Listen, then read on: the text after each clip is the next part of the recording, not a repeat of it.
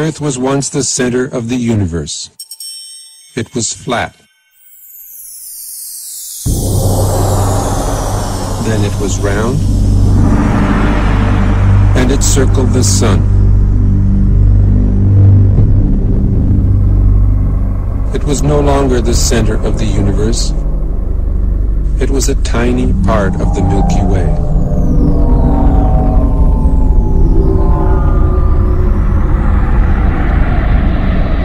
The Milky Way was the only galaxy. Except it wasn't. It was only one of billions of galaxies floating in space without end.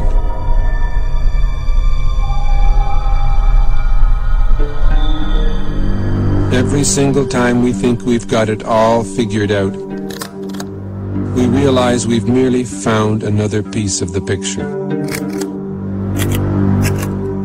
It is a big picture. With many pieces.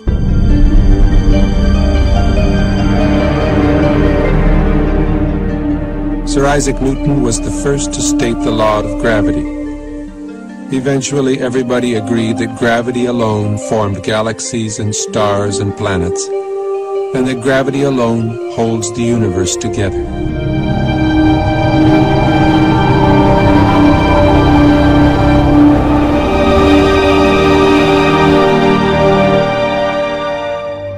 Then we discovered a force 1,000 billion times more powerful than gravity.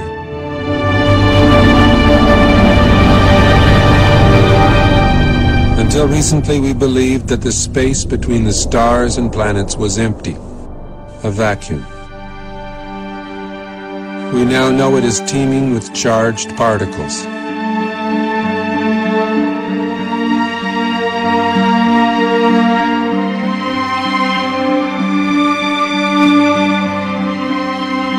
We see glowing electric filaments spanning millions of light years. We see stellar and galactic formations shaped by magnetic fields.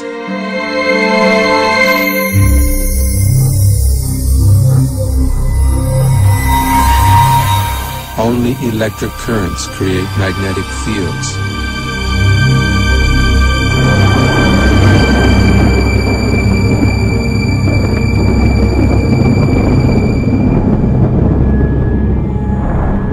It is possible that the predominant force in the universe is not gravity,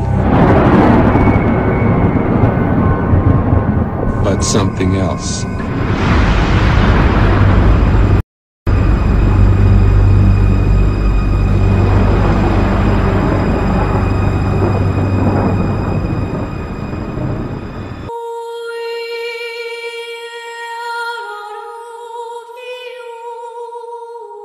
More than 10,000 years ago, Paleolithic artists painted these images on the walls of Lascaux Cave in France. They were realists, with an exceptional eye for detail. Why these talented artists of the Stone Age disappeared remains a mystery. But the greater mystery is the epoch that followed.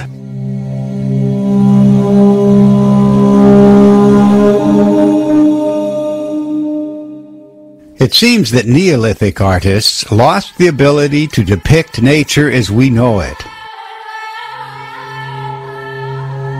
Accurate representations of nature are present, but the dominant style produced a carnival of ghostly creatures and absurd forms never seen in our world.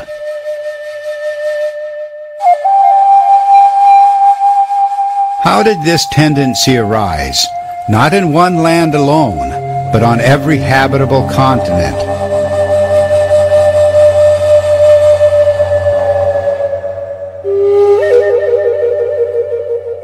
Absurd, yes, but what provoked the distinctive patterns? A stick man with no head, just a duck or other bird on his shoulders? Hundreds of variations on this theme occur in the American Southwest. But the pattern doesn't end there.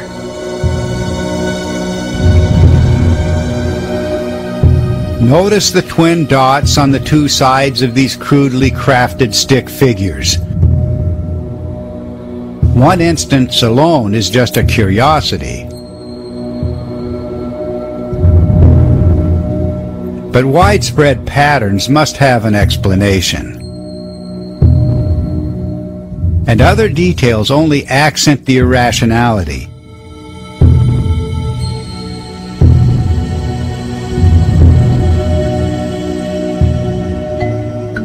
Recently, an answer to these mysteries came from outside traditional archaeology, from plasma science and laboratory experiments with electric discharge. Plasma scientist Anthony Peratt of Los Alamos Laboratories has shown that these stick forms recorded electrical events in the sky. Something like the northern lights we see today, but 1,000 times more energetic. And he matches the rock art forms precisely to the configurations taken by electric discharge in the laboratory. The rock art images are explained as sheets of intense electric current in the evolution of a plasma discharge. The central column you see in this stylized representation is the axis of the discharge. Wrapped around the axis is a torus or donut-like tubular sheet of charged particles. The observer sees through the transparent formation, champagne glass above, squashed bell shape below, so the plasma density is greatest at the limbs. Drawn in 2 dimensions, the formation matches the stick man carved globally on stone by the thousands. The 2 dots under the stick man's arms are the exceedingly bright, high-energy radiation called synchrotron radiation, emitted from the center of the torus. The current sheets continually warp as the electric discharge progresses, and this form is not uncommon. A 2-dimensional representation might look like this. Peratt's work has shown that the stick man, the duck-headed version of the American Southwest, and variations from Hawaii to Saudi Arabia, is a plasma discharge formation, a subject on which he is an acknowledged world expert. Peratt's investigation is entirely independent from our own. Thousands of rock art images have enabled a supercomputer to identify formations as seen from different positions on Earth. The fit that he has documented cannot be accidental. And yet our own investigation, which preceded Peratt's by almost 3 decades, converges with his in extraordinary ways, as I shall clarify in the 2nd episode of this series. For scholars and scientists as a whole, rock art remains an unsolved mystery. For 200 years, experts have debated over the vast library of images on stone. Definitive considerations are now in hand, calling for a new perspective, one that follows the compelling evidence for high-energy electrical events in the ancient sky.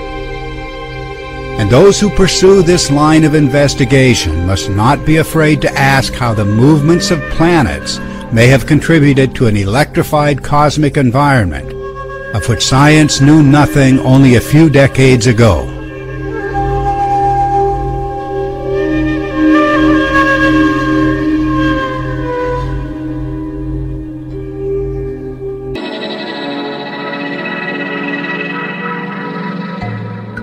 In 1996, the Canadian filmmaker Ben Gedlow spent many months in Portland producing a 90-minute documentary on the reconstruction. At that time, many dynamic issues were largely unresolved. But later that year, the Australian physicist Wallace Thornhill flew to Portland for a 30-day visit. He convinced me that the forms I'd reconstructed were electrical. They were plasma discharge streamers stretching between planets. He explained that in a radial electric discharge, both the number of streamers and their concrete form will change with the intensity of the discharge.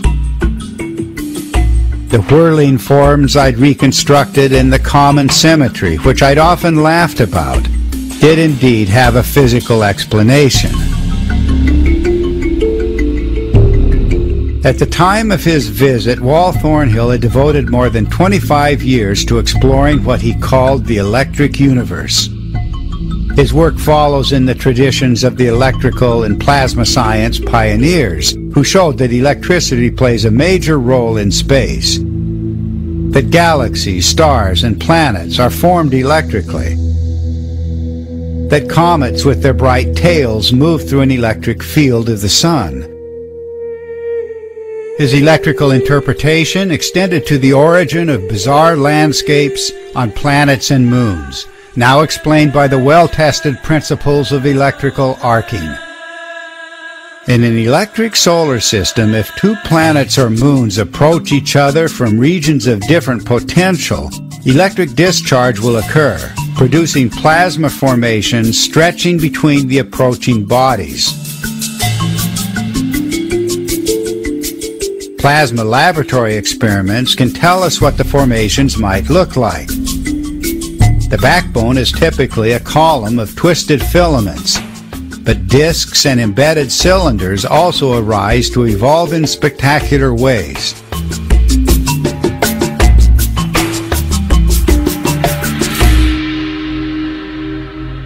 The counterpart to such formations can be seen in ancient depictions of the cosmic thunderbolt.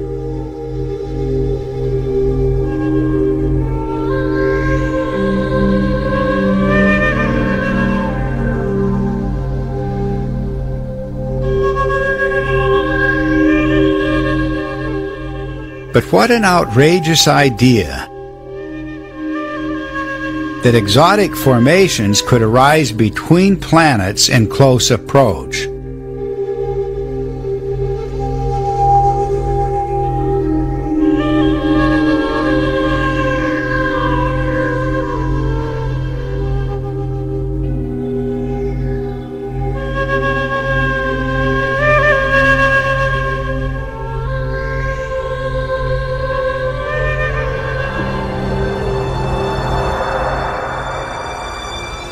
What then was the relationship of the cosmic thunderbolt to the magical swords, arrows, clubs, and spears of the great warrior gods? With a stunning accord, ancient languages identify these weapons as special forms of the cosmic thunderbolt.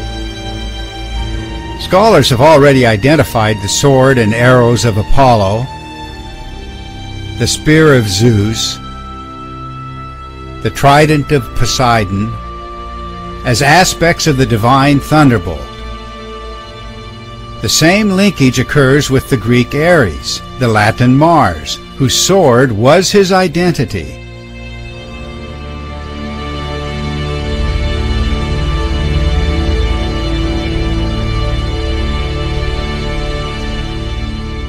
First came the thunderbolt, the core archetype.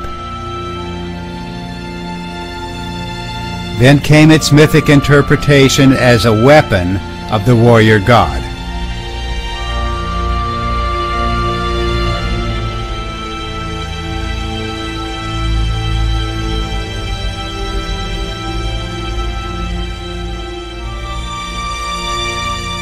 Placed in the hands of the gods, the cosmic thunderbolt provides a bridge for us, joining the mythic world to the leading edge of plasma science.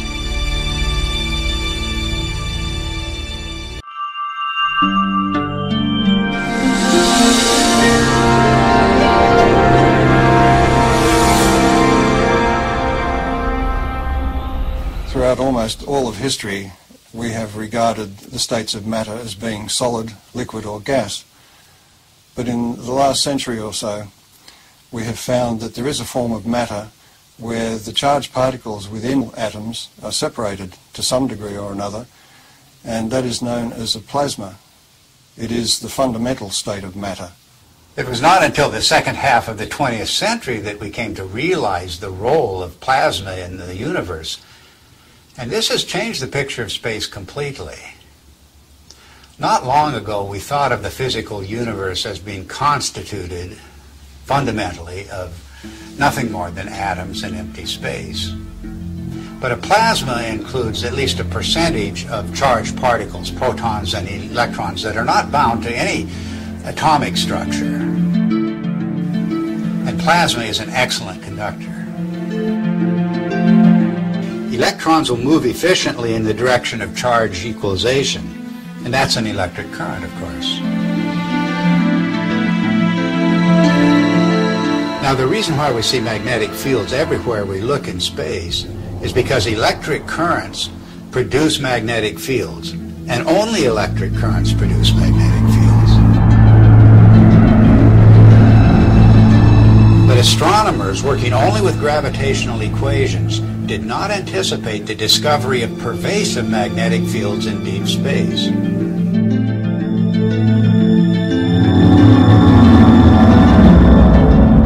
Electric currents also account for the abundant filamentation of space plasma. First, the electric currents produce the magnetic fields. Then these fields confine the electron flow to narrow paths. Such current paths, or filaments, are called Birkeland currents, named after the pioneer Christian Birkeland. They are typically braided just like the twisted wires of transmission lines on Earth. Well, that's their role in space, to conduct electricity across vast distances, creating the astonishing structures we observe in every direction.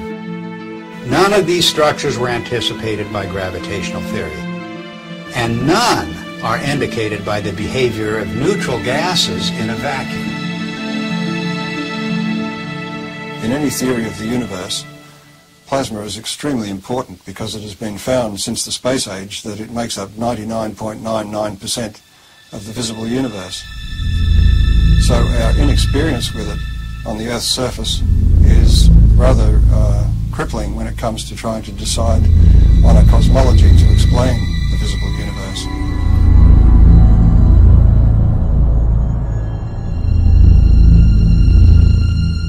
Now, plasma behaves rather oddly compared to normal matter, the matter we find, the solids, liquids and gases on Earth. If you look at a novelty plasma ball, you will see that it forms these bright filaments that dart all around inside the globe. And if you look closely at them, you'll see that they're actually twin filaments twisted together. In other words, nature finds it efficient to be able to transfer energy over a distance by twisting two pairs of filaments together. And this is a characteristic of the way plasma carries electric currents in space. And one of the puzzles that has faced astronomers since the space age is the discovery of filamentary structures in galaxies, around stars, even the cometary tails of planets and comets themselves. These filamentary structures have come as a surprise.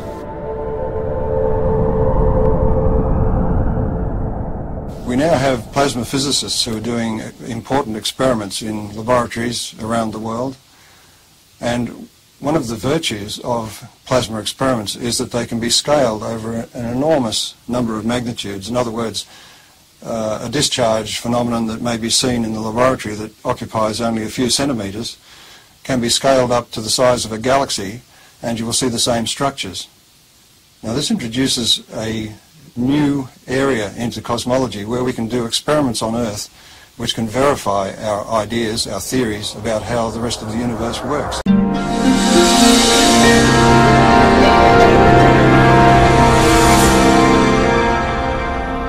The new instrumentation that was developed in the space age expanded our ability to perceive things, perceive facts. We could now see things in the entire electromagnetic spectrum instead of just the narrow sliver of visible light. What you're seeing is the actual moment of deploy there when we take the switch to deploy, and it's so quiet. And we had sensors that were out in space. We were freed from the geocentric and anthropocentric order that had prevailed before.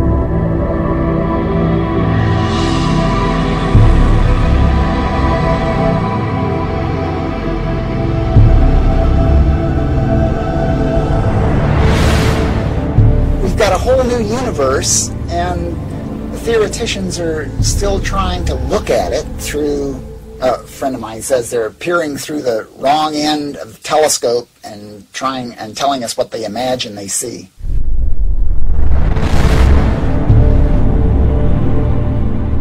Modern cosmology gives us a rather disconnected view of the universe. In other words, we are separated star from star by vast distances. Light takes a long time to travel between stars and across galaxies, and therefore we look upon ourselves as isolated and disconnected. The electric universe takes a different view. It says that we are a part of the sun's environment, electrical environment, and the sun is a part of the galactic environment, and the galaxy itself is strung, like all galaxies, on huge electric currents flowing through the universe.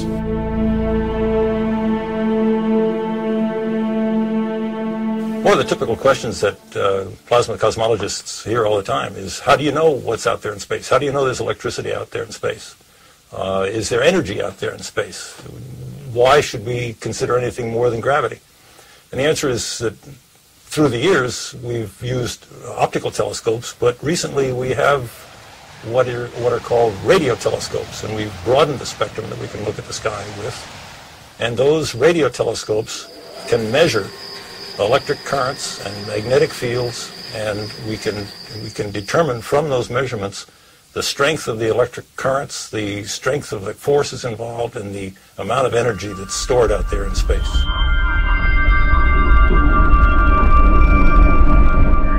The two major pillars of modern cosmology are based on the theories of relativity and quantum theory, and yet, as Einstein himself noted, the two are incompatible. And that may be because the theories of relativity deal with matter as if its only consequence is the bending of space. The electric universe, on the other hand, deals with the electrical structure of matter at the subatomic level and then works its way up through living systems, if you like, planets, stars, galaxies, and the entire universe, and shows that it is the electrical structure of matter that forms the amazing shapes we see in deep space.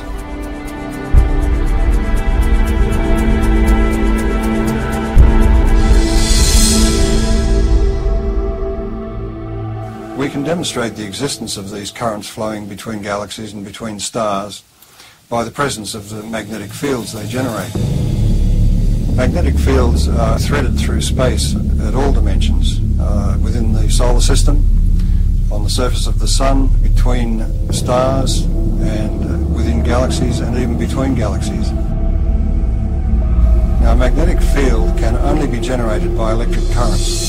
So, in other words, to continue that magnetic field for any length of time requires that there be electrical power input into those magnetic fields. And that raises the whole question of where does this power come from? Modern cosmology is highly mathematical. In fact, we were joking before about the idea that the only people who understand cosmology are professional cosmologists. The basis of cosmology, really, if you hunt for it, lies in Einsteinian relativistic mechanics. And when Einstein promulgated his ideas, he totally and completely ignored anything electrical. And so the modern cosmology, with all of its ideas of omega and expanding universe and inflation theory and the Big Bang and all the rest of it, are predicated on a foundation which ignores almost half of man's knowledge about the way the universe works, which is electricity. It may sound like I'm dismissing Einstein and his theories of relativity out of hand, but we have to give Einstein credit for his integrity in pointing out that his theory did not meet his requirements, and that is that his theory had to be tied back to some form of reality. And there is no explanation as to why matter should curve space to give the effect of gravity. He felt that quantum theory, being a probabilistic theory, divorced cause and effect. And this is one of the things you cannot do in physics, is divorce cause and effect. Otherwise, you might as well give up and get a real job. But this is a puzzle that dogged Einstein through his later years, to the point that his followers tended to go off and use his geometrical explanations to conjure up things like black holes and neutron stars and so on, and the expansion of the universe and the Big Bang, without referring back to Einstein, who, with great integrity, said he wasn't satisfied with his explanation.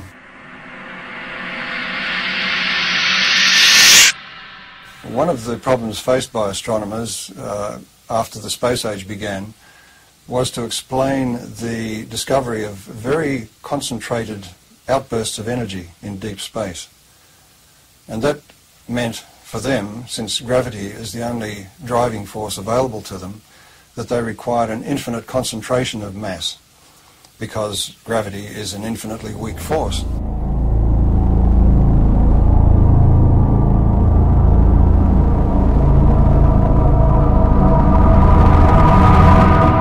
The black hole, as Wheeler originally visualized it, sucked everything, including light, in, and so therefore it was invisible.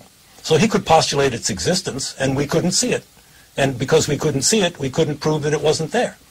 Later on, in order to explain these fantastic emissions of energy from galaxies, it was proposed, and I believe it was Stephen Hawking who did it, that there were various types of black holes, some of which actually then spat matter back out again in jets. Because, why? Because we had observed jets. In the electrical model, it's quite simple. If you think about it, the power that's expressed in your own home, in the heaters and the electric motors and the lighting and so on, is actually generated at a vast distance away from your house. In deep space, the same thing is true. The energy which we see concentrated in these events which are attributed to black holes and so on can more easily be explained as the confluence of electric energy from different parts of the same galaxy or even from other parts of the universe. And it is this explosive release of energy which forms the vast jets that we see lit up and exploding from the centers of active galaxies. We also have observed double radio sources either side of galaxies. And that event was predicted by Hannes Alfvén, the founding father of modern electrical cosmology, and is still to this day unexplained by standard cosmology. One of the most interesting phenomena in the sky is the so-called pulsar. A pulsar is an object that is observed to put out pulses, both of light and radio activity, RF, in the RF spectrum. And those pulses are extremely rapid. They are something like milliseconds apart. So it's like a extremely fast strobe light. And thinking of a strobe light, astronomers immediately leapt to the lighthouse kind of analogy. Something that must be spinning around, the beam is going around, and it's going around so quickly that this thing goes flash, flash, flash. Well, once the repetition rate of the pulsars was observed to get up to in the millisecond range, that meant that this star that was putting out this beam of radiation would have had to be rotating at 300 times a second. And 300 times a second, we're talking about the speed of a dentist drill. So the astronomers decided, well, normal stars couldn't possibly rotate at that speed, and so they postulated the existence of what they called a neutron star. A neutron star is a star that is so dense that it holds together so well that it can indeed rotate at the speed of a dentist's drill. Well, the problem is that in nuclear chemistry, we know that you can't pack neutrons together that densely. They will all fly apart instantaneously. There's a principle called the island of stability in nuclear chemistry that absolutely prevents that. So here again we have the standard astronomers or astrophysicists going directly against another well-developed science. In the electrical model, however, there's a very simple explanation for pulsars. Everybody is familiar with the idea that pulses can travel back and forth on electrical transmission lines. Such uncontrolled pulses, for example, were responsible for the famous Northeast blackouts. A similar effect can occur between two binary stars connected by a plasma. The two binary stars act like capacitors that store charge. And if you reduce that in size to something you can produce in the laboratory, you can produce it in the laboratory, and it's called a relaxation oscillator. And electrical engineers use it and have used it for decades. The idea of producing pulses every few milliseconds is a sophomore level experiment in an electrical engineering laboratory. It doesn't require neutronium, strange matter, or any other fictitious device. All it requires is two capacitors, a battery, and a nonlinear resistor. And we maintain that that's exactly what a binary pair of stars connected by a plasma field presents.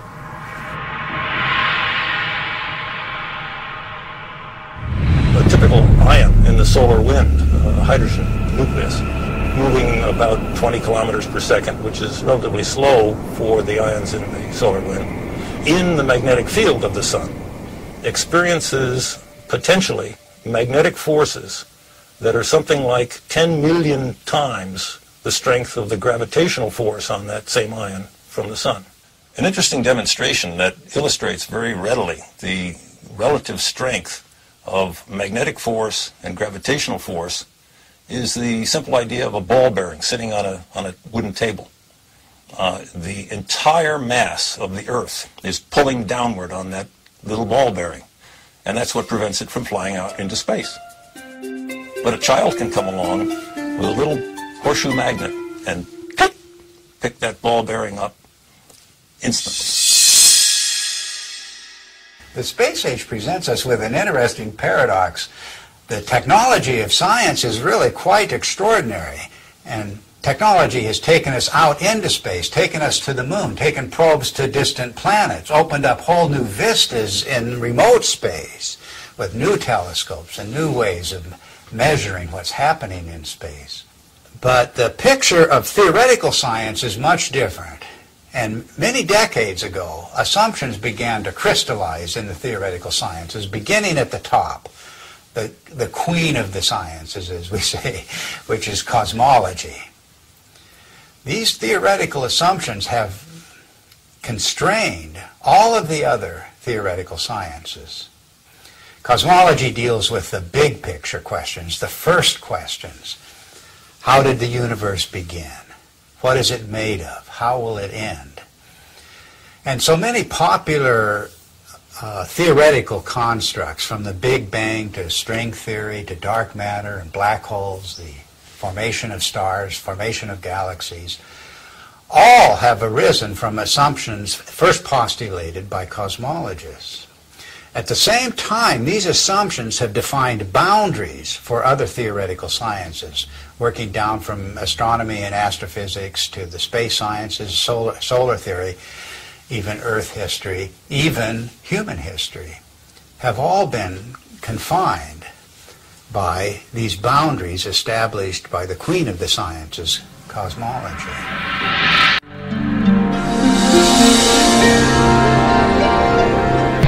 Plasma cosmologists have been able to demonstrate experimentally and also in the supercomputer that galaxies are an electrical phenomenon, which raises the question about stars, and in particular our own sun, which is the closest star to the Earth, of course. Any theory of the sun has to explain how it could continue to burn for billions of years, and also explain its present size based on its known mass.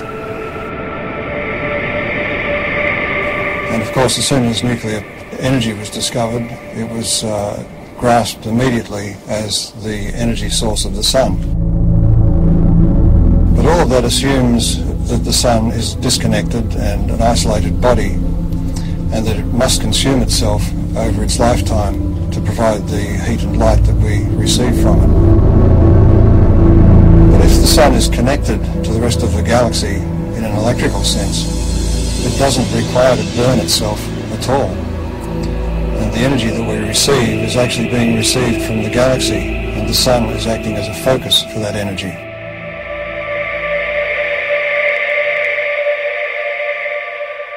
The sun is actually a fairly typical star.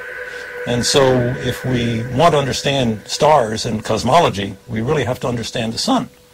And the standard model of the sun, so-called, that astronomers are so very proud of these days, really doesn't explain very much about the sun. Why is there a corona in the first place? Everybody knows about the corona, the beautiful corona that we see during solar eclipses. Why is it there? It's clearly an electrical phenomenon.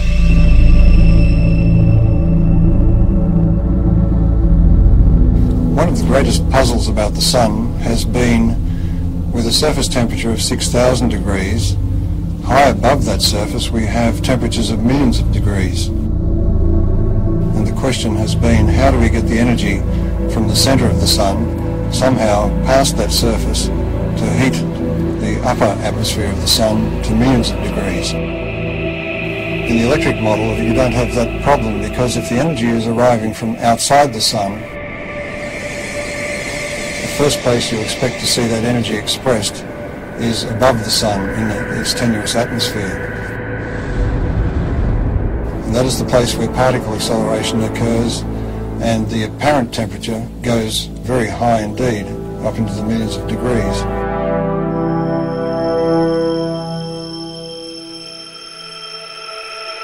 The fact that the particles in the solar wind accelerate, that is to say, increase their velocity with increasing distance away from the sun, the farther away they get, the faster they go. And the fact that those particles are indeed charged particles leads me, as an electrical engineer, to come to the immediate conclusion that this is an electrical process. In the solar model, think of the sun as being a positive anode, very high voltage body that obviously would emanate an electric field. And if you put a charged particle in an electric field, it will accelerate. That's the way we accelerate particles here on Earth. It's the way every physicist and electrodynamicist has ever increased the velocity of a charged particle, is put it in an electric field. One of the features we observe on the sun, which have no business being there, according to the standard model, are sunspots. The most significant thing about a sunspot is the fact that the center of the sunspot is dark. And if the sun is trying to radiate energy from its core into space, we should expect that it is bright. And if you think about that umbra, that darkest place in the center of sunspots, that's the place where we can see deepest into the sun. And just consider the fact that at that point where we can really see down into the sun, that's the absolute coldest place that we are able to measure. If the center of the sun is really a nuclear fusion furnace, it should be the hottest because we're closest to the source, and it's not the case. If you ask any astronomer, why are there sunspots? Why are the umbra dark? They will blame it on some sort of warped, twisted magnetic fields. They will say that it has to do with the solar dynamo, all of which lurk unseen like a big genie somewhere below the surface. These phenomena are only to be expected if the sun is electrical in nature.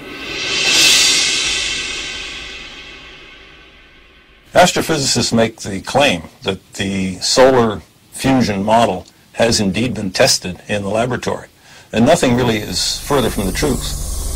Although each of the steps involved in the hydrogen to helium fusion reaction have indeed been verified experimentally, the overall experiment, the overall reaction, has never been produced in a continuous laboratory experiment. continuous hydrogen to helium fusion has not been attained in the lab. The strength, in fact, of the electric cosmology is that indeed all of the mechanisms that the electrical people talk about have indeed been verified over decades, in fact, at least a century in the laboratory. The plasma scaling is well known, and plasma and electrical experiments have verified every step of the way.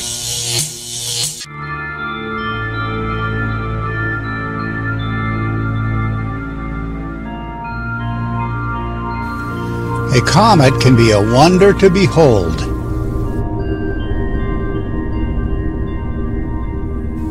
For thousands of years, these visitors have mystified, enchanted, and terrified humanity. And even today, despite much attention from astronomers, the popular science of comets is filled with enigmas and unresolved mysteries. We long thought of these bodies as mere chunks of dirty ice warming in the sun. But since the beginning of the space age, it seems that the key comet discoveries have all come as huge surprises.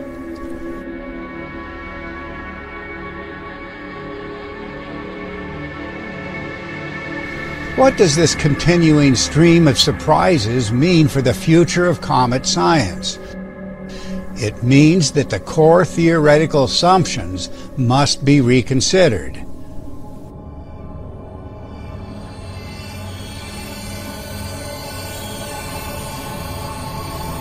The new facts about comets underscore the long-ignored electrical behavior of the Sun. And here the biggest surprise changes the picture of comets altogether. It is not rising surface temperatures and evaporating ices that provoke the dramatic discharging of comets. It is charged particles erupting from the Sun to exchange charge with both the coma and nucleus of a comet. And there is much more to this picture because direct evidence will rewrite planetary history as well. It seems that comets are born from the very stuff of planets themselves. They are the residue of shattering planetary catastrophe. Today we can test two views of comets against decades of discovery. We can pose the long unasked question: is a radically new interpretation of comets now required?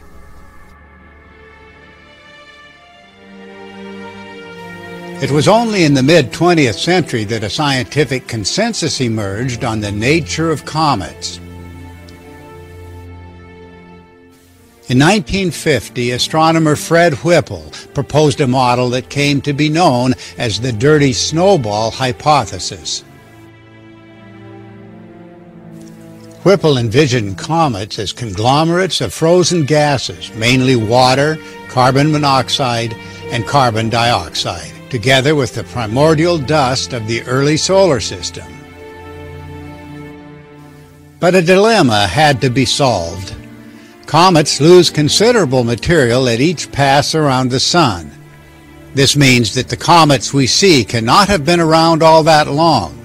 So the Dutch astronomer Jan Oort envisioned a vast horde of icy objects circling the Sun about 1,000 times more distant than remote Pluto. He imagined that after billions of years, one of these dirty snowballs could be deflected from the icy cloud by a passing star. It might then fall into the inner solar system to produce an active comet.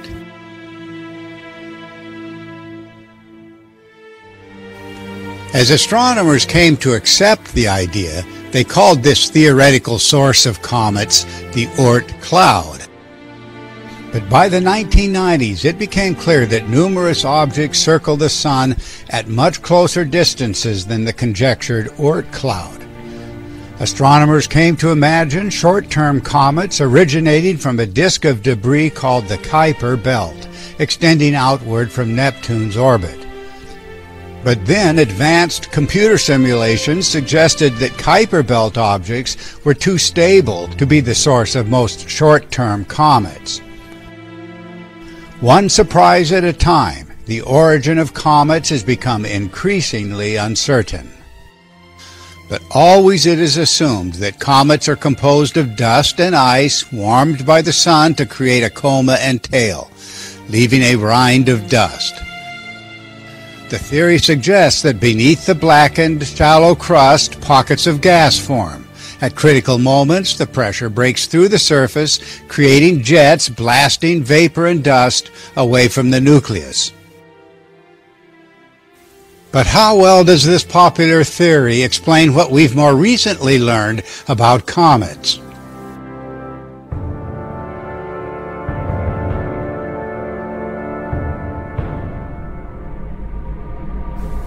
In an alternative view, comets have a much different history. This view sees comets as debris left by intense electrical activity in an earlier phase of solar system evolution.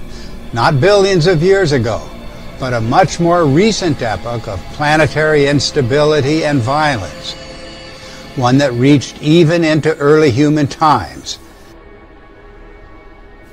This new perspective combines historical facts with surprising recent discoveries about comets. In the electrical interpretation, not just comets, but asteroids and meteors as well were born in planetary upheaval, as electric arcs blasted material from the surfaces of planets and moons to produce fused formations identical in appearance to fused material in laboratory experiments with electric discharge. Here, an arriving comet moves on an elliptical path through the sun's electric field, an exceedingly weak field, but immensely powerful across the great distances of interplanetary space. As the comet draws closer to the sun, the charge imbalance triggers electric discharge, creating a coma and long cometary tail. The mysterious jets of comets can then be understood in terms of arc discharges to the nucleus, very similar to industrial electric discharge machining. The excavated material is accelerated into space along the jet's filamentary pathways. Intermittent and wandering arcs erode the surface and burn it black, leaving the distinctive scarring patterns of comet nuclei. The jets explode from the nucleus at supersonic speed and retain their coherent structure for hundreds of thousands of miles. Seen in terms of an electrically neutral vacuum in space, nothing of this sort should occur.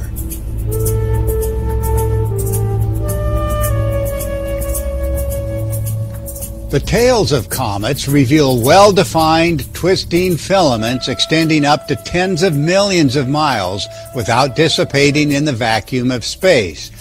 For proponents of the electric model, this contradiction of neutral gas behavior is no surprise. It is the testament to the comet's electrified environment. The proponents of this interpretation also say it's the electric force that holds the spherical coma in place against the solar wind as the comet races around the sun.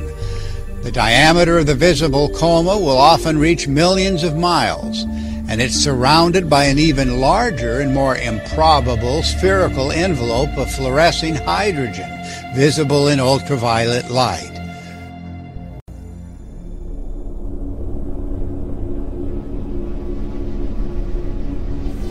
For decades, we've been assured that comets were made in the deepest of deep freezes in interstellar space. Comets coalesced from interstellar stardust, the primal material of the universe, before the emergence of the sun as we know it, or its planets and their moons. A foundational principle of comet theory, and of modern cosmology as a whole, is compositional zoning. At the outermost reaches of the sun's domain, formative processes were limited to the most rudimentary material, raw dust constituted in an environment close to absolute zero, with no complex chemistry. In contrast, bodies later formed close to the emerging sun would exhibit minerals formed at relatively high temperatures. For decades, this theoretical claim stood fast, and the claim was even carried into space. It's what prompted the Stardust mission to Comet Wild 2. As indicated by the very name of the scientific mission, the theory required that a comet be constituted of stardust. But the core assumptions of comet theory could not withstand the shock from the data returned by the Stardust mission. Launched on February 7, 1999, Stardust carried with it a tray of aerogel to capture samples of comet dust from Wild 2, and it returned these samples to Earth. Scientists could then view microscopically the raw material of a comet. The first surprise was the size of the dust grains. Much larger, stronger, with far more complex structure and chemistry than theory allowed. And the gel did capture trivial amounts of the expected microscopic dust, invisible to the naked eye and leaving shallow, bowl-shaped pits in the aerogel. But more common by far were much deeper tracks, more in the shape of carrots than shallow pits. The particles themselves were clearly visible to the naked eye. To their amazement, the mission scientists found elaborately developed crystalline structures in the Wild 2 dust. It was an exciting discovery, but one that challenged all prior theory of a comet's origins. Crystalline structures cannot form in the absence of minimum temperatures, temperatures unavailable in interstellar space.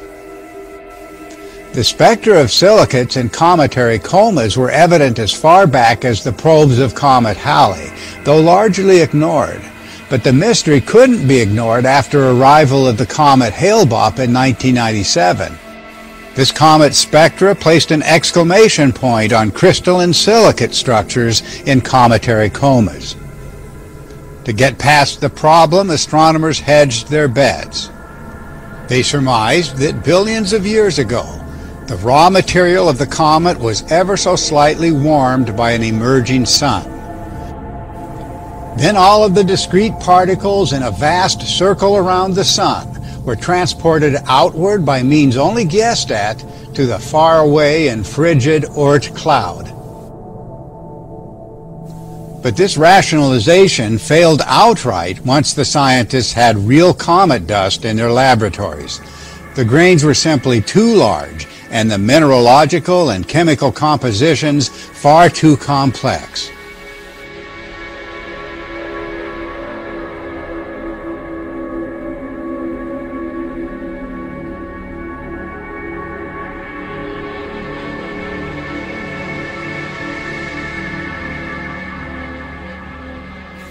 One puzzle was followed by another.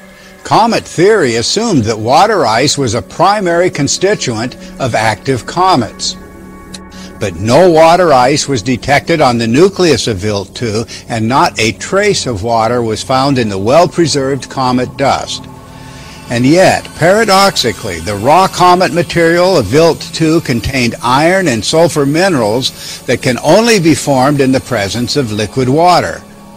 Liquid water, not in the near-perfect vacuum of deep space and not in a deep freeze.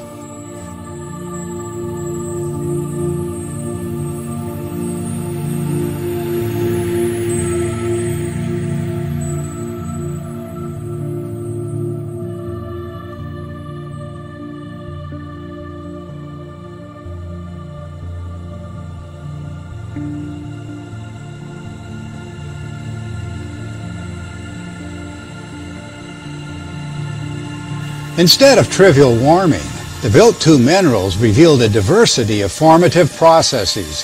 Various sulfide minerals requiring liquid water can only exist below 210 degrees Celsius or 410 degrees Fahrenheit. These minerals have never seen higher temperatures. But also occurring in the comet dust was the mineral olivine, whose molecular structure rapidly breaks down in the very presence of water. It's a common igneous form, an abundant byproduct of volcanism. Perhaps the biggest surprise was that some of the comet minerals, such as forsterite, in the instant of their formation, were heated to thousands of degrees. Forsterite is formed in the most intense volcanic heating of silicates, but occurs also in lightning strikes to silicate rocks. The message could not have been more emphatic.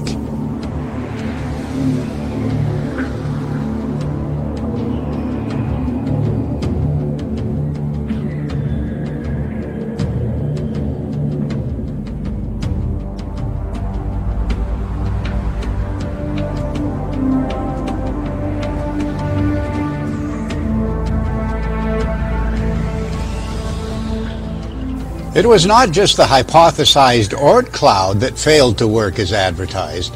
The entire concept of compositional zoning, as applied to comets, failed its first acid test.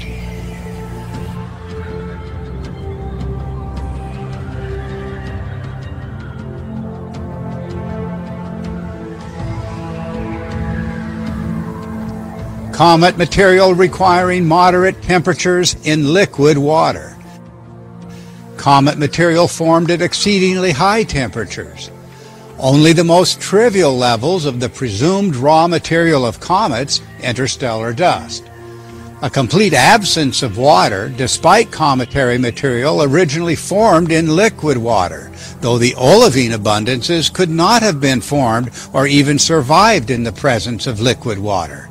And of course, liquid water requires atmospheric or other pressure. It cannot exist in the extreme vacuum of interstellar space. To this seemingly contradictory picture, we must add extreme selective heating. Selective heating because much of the compositional material could not survive the superheating that created olivine, forsterite, and other crystalline minerals. The Wild 2 discoveries have forced upon comet science one inescapable fact. In our own cosmic neighborhood, the diverse mineral content of Wild 2 is typical only of planets in the habitable zone of a fully developed sun.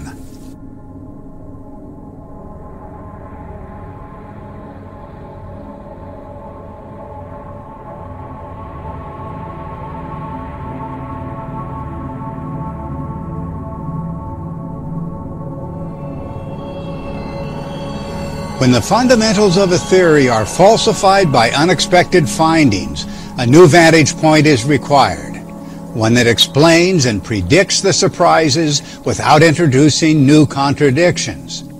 The conjectured Oort cloud freezer, forming and preserving comets for billions of years, is falsified by the Wild 2 findings.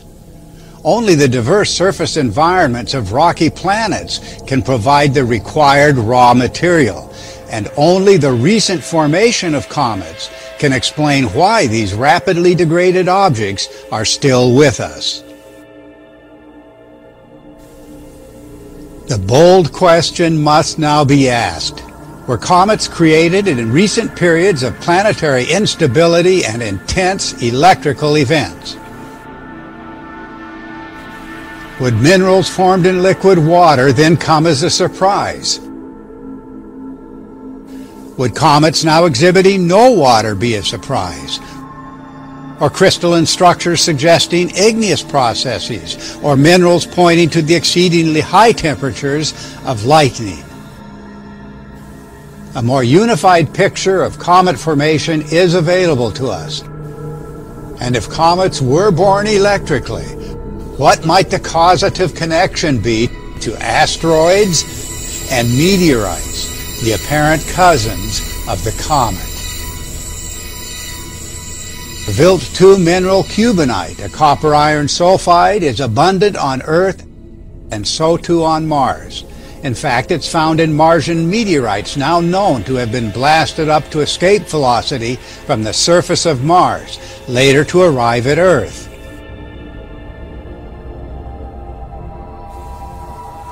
A few years ago, things now stated by astronomers would have been considered preposterous. Astronomers now acknowledge that the Martian moon Phobos, long called a captured asteroid, was formed out of material blasted from the Martian surface. For the source of a comet's constituent materials, planets close to the Sun's habitable zone are the most reasonable places to look. The foremost candidate is the planet Mars. In this intellectual adventure, we must revisit all earlier ideas about solar system history. Evidence for high-energy electrical events can no longer be ignored. The popular billion-year scenarios describing a comet's origins will be displaced by things now established as fact. And the changing picture of solar system history will surely not stop at the new story of the comet.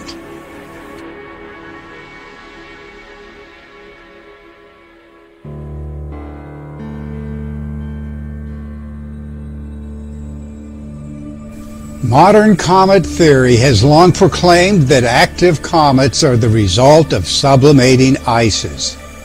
And yet the comet Wild 2 was active, though no water could be detected on its surface and none was found in the well-preserved comet dust returned to Earth. The theory requires cometary ices, and that's what scientists were certain they would find when the Deep Space One probe reached Comet Borrelly in 2001. But the probe could find not even a hint of water.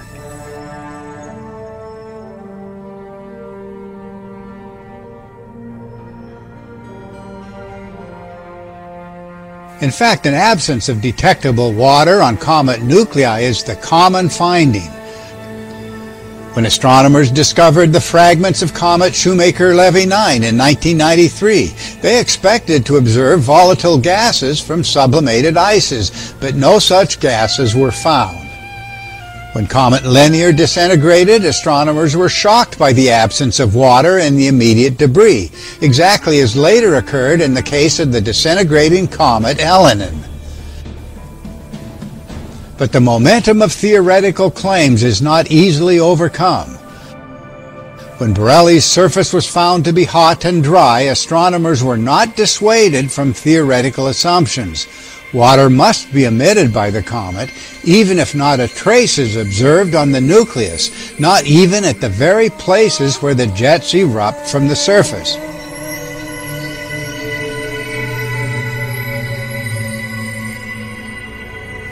But the mystery of missing water need not haunt comet scientists if they will question their theoretical assumption that water is necessary to create cometary displays.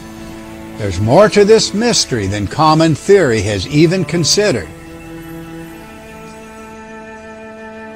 Astronomers assure us that abundant water is detected in the luminous comas of comets.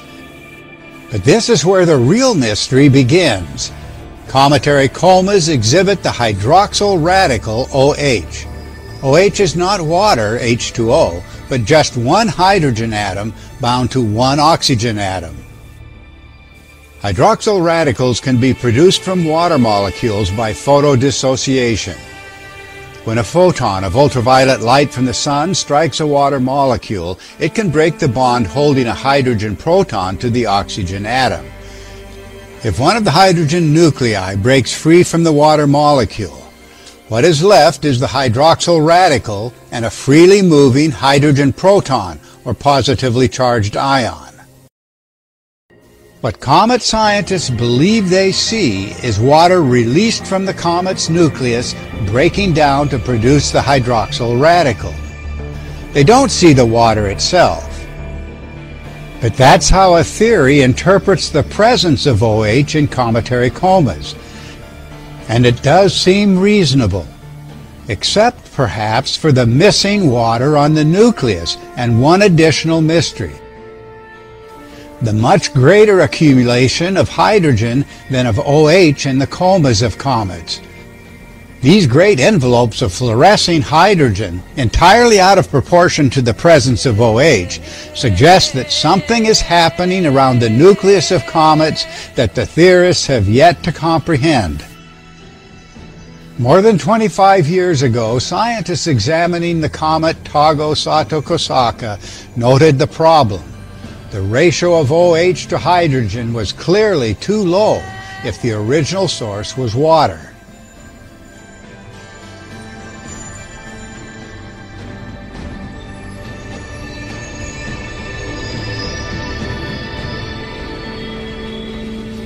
Here is a fact that has yet to enter official discourses on comet science. There is a simple and direct way to produce the hydroxyl radical in abundance, and it does not require water at all. Laboratory experiments by Nobel laureate Hannes Alfvén have shown that silicates, when bombarded by protons, produce abundant hydroxyl and other species found in cometary comas with no prior involvement of water.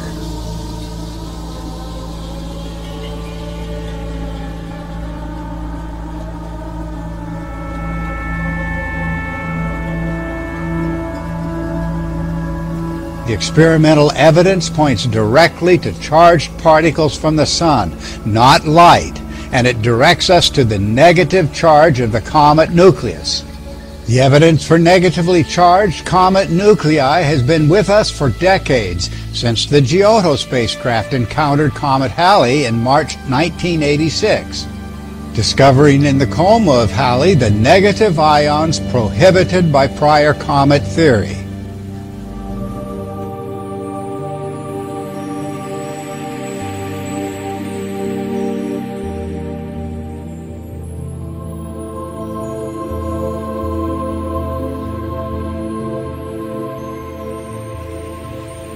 In the electric model, comets on elongated orbits pick up negative charge while far from the sun.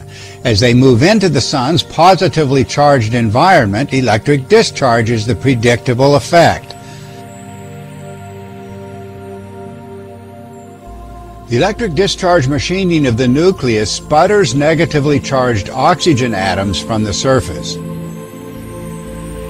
These negative ions then combine at distance from the nucleus with solar wind protons to form the OH radical so prevalent in the coma. Numerous variations in the electrochemistry of the coma are certain to follow, and such reactions would be expected even when no water is present on the comet nucleus. The hydroxyl radical may not mean what astronomers have routinely assumed.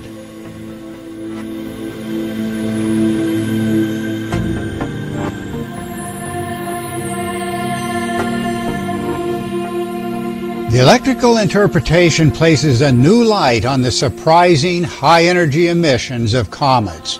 It was only as astronomers began to view comets beyond the spectrum of visible light that they discovered the massive envelopes of more energetic emissions, including not just ultraviolet and extreme ultraviolet light, but X-ray emissions as well.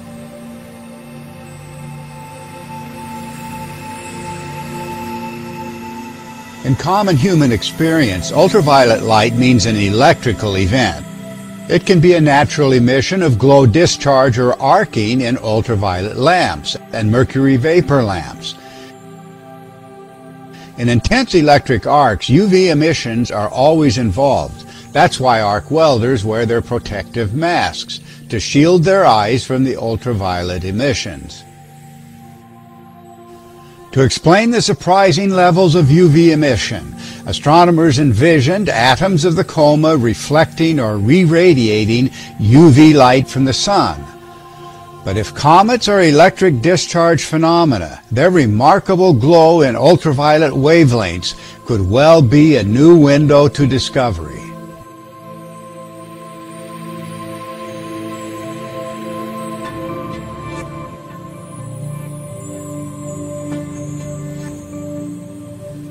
Recent telescopic explorations of space far beyond our own planetary system have revealed pervasive, explosive X-ray emissions, the one thing never expected in supposedly electrically neutral space. X-rays are close to the most energetic forms of light, well beyond the visible spectrum, with exceedingly short wavelengths.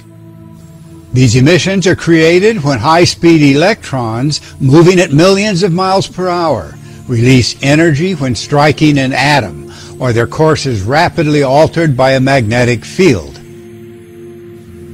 Because of the energies involved in generating X-rays, only the rarest astronomer expected X-ray emissions from comets, due entirely to reflection of diffuse X-rays from an external source, the Sun.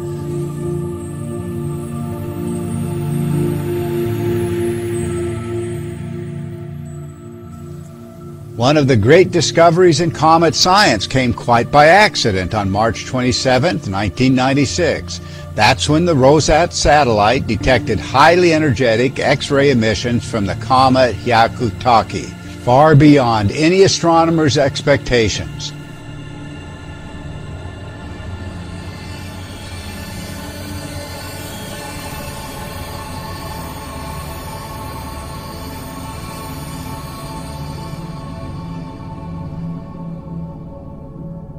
In the sciences, an event 1,000 times more energetic than expected is a call to reconsider theoretical assumptions.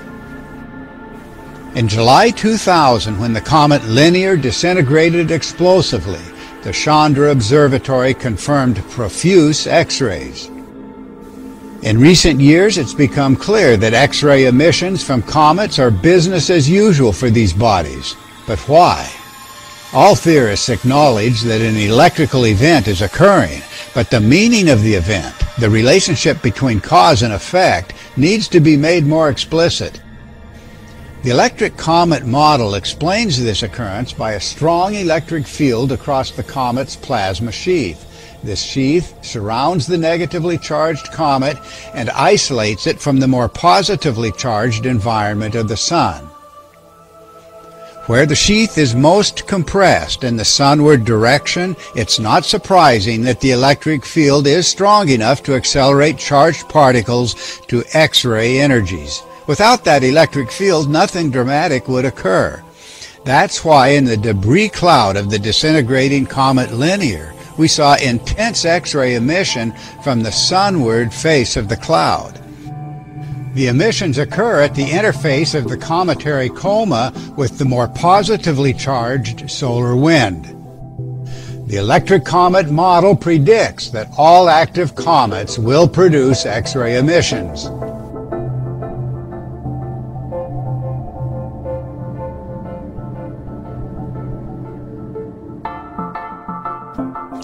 In an electric field, the required electron speeds can be achieved almost instantly. This fact was discovered over a century ago when Wilhelm Röntgen produced X-rays in his use of a Crookes tube. Both X-ray production and the fluorescence of neutral hydrogen around comets are readily explained by simple electrical events. Attempts to explain such behavior of comets in an electrically neutral environment will always require hypothetical effects more energetic than the conjectured cause.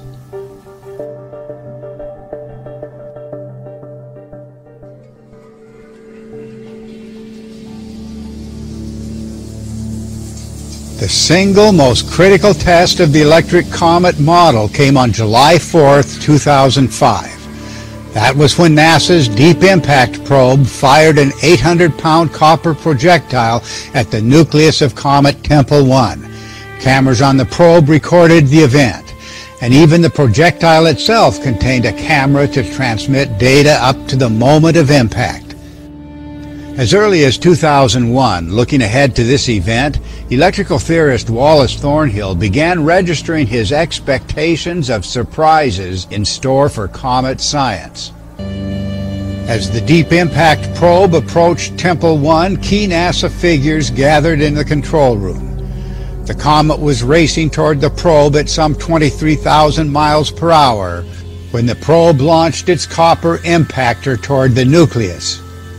If the comet was electrically charged, how would the electronics of the impactor respond to the electric field?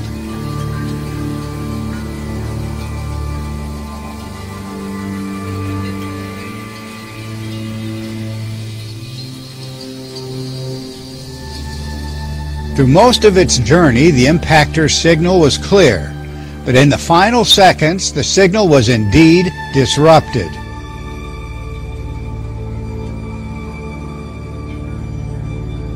This apparent electrical disturbance was not all that Thornhill predicted.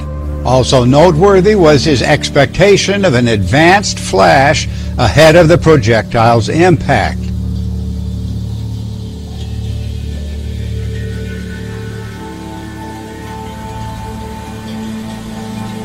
This is exactly what occurred. And the advanced flash left NASA scientists scratching their heads.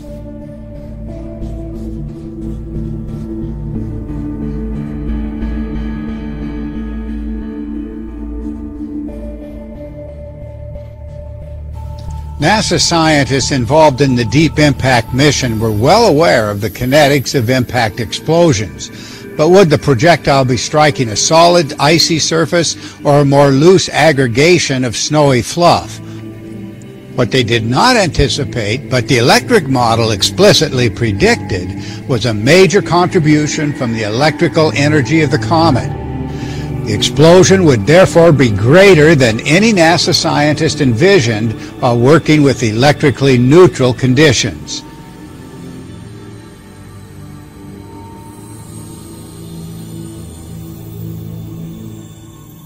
It seems that the spectacular explosion that followed the impact was the greatest surprise. Every scientist viewing the live images expressed his astonishment.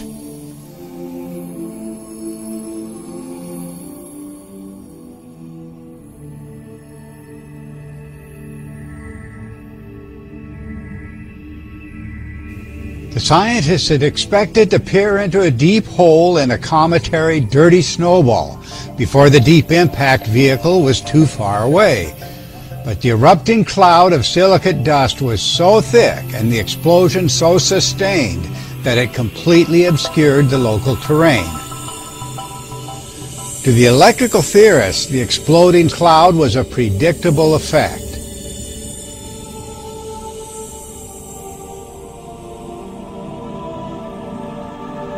Fortunately, the Swift satellite provided a view of the comet explosion not just in visible light, but in ultraviolet wavelengths, which often give the best pointers to electrical events.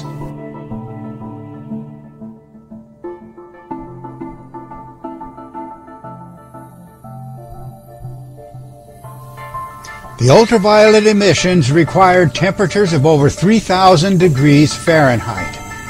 The temperatures of the blast will explain why the initial eruption saturated the sensors on the Deep Impact probe. Calculations based on pixel saturation indicated a minimum initial temperature of the flash at almost 6,000 degrees Fahrenheit. Though saturation means the temperature could have been much higher.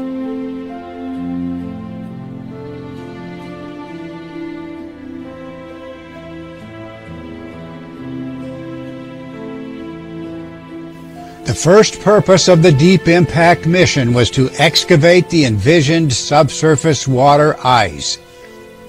But electrical theorists have consistently predicted little or no water on most comet nuclei.